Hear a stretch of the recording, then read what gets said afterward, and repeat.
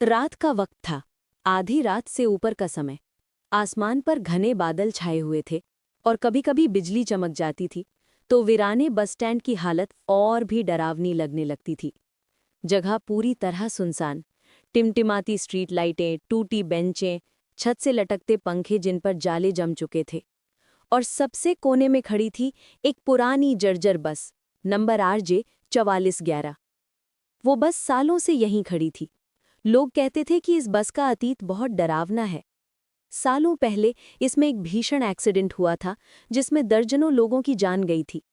उस हादसे की चीखें और खून अब भी इस बस के लोहे में कैद हैं। तभी से ये बस वीराने में यूं ही खड़ी रही, कोई छूता तक नहीं।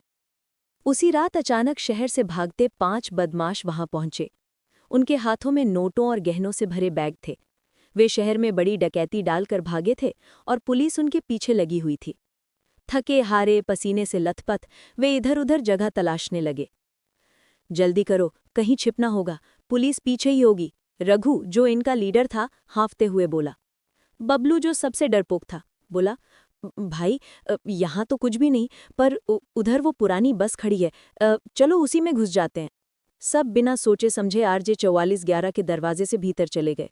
अंदर घुप अंधेरा, धूल की गंध और लोहे की सीलन। सीटें फटी हुई, कांच टूटा हुआ। ये जगह तो बड़ी अजीब लग रही है, बबलू कांपते हुए बोला। रघु झल्लाया। चुप बे, बस है बस, डरना बंद कर, थोड़ी देर आराम कर लो, सुबह होने पर निकल जाएंगे। वे सब सीटों पर बैठ गए। बाहर हवा तेज चल रही थी। खिड़कियों के शीशे कर कर की आवाज करने लगे। बदमाश अब अपने माल की गिनती करने लगे।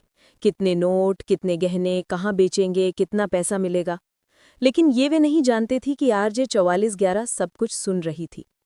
धीरे धीरे बस की बॉडी से हल्की कंपन होने लगी। सीटें चरमराने लगी, खिड़कियों पर जाले हिलने लगे।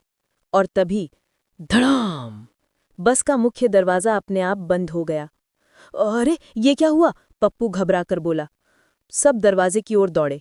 हैंडल खींचा, पर वो हिल तक नहीं रहा था। खिड़कियां एक एक करके चटाक चटाक बंद हो गईं। भाई, कोई बाहर से लॉक कर रहा है, बबलू की आवाज कांप रही थी।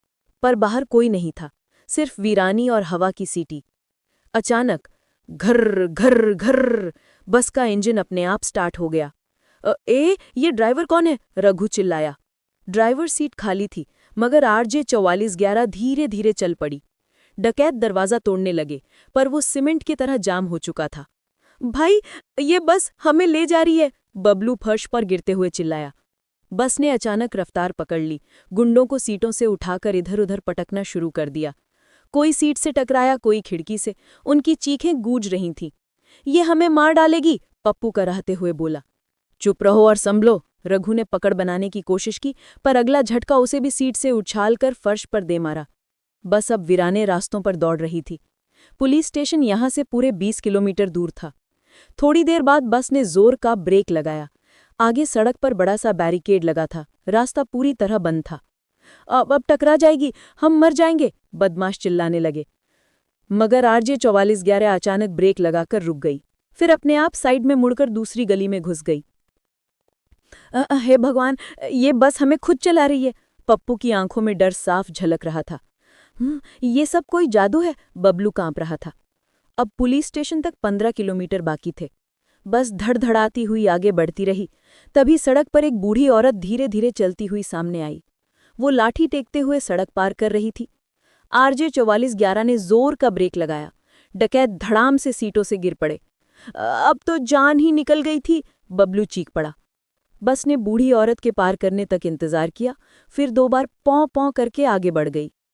ये इंसान को पहचान रही है और हमें सजा दे रही है, पप्पू की आवाज कांप रही थी। अब पुलिस स्टेशन तक 10 किलोमीटर बाकी थे। बस की रफ्तार बढ़ती गई। बदमाश इधर उधर गिरते पड़ते चिल्ला रहे थे। किसी का सिर फट गया, किसी की बाँह छिल गई। बस उन्हें हर मोड़ पर ऐसे पटक रही थी जैसे उनके गुनाहों का हिसाब ले रही हो। आगे एक सुनसान पुल आया। हवा तेज थी, पुल पर अंधेरा पसरा था।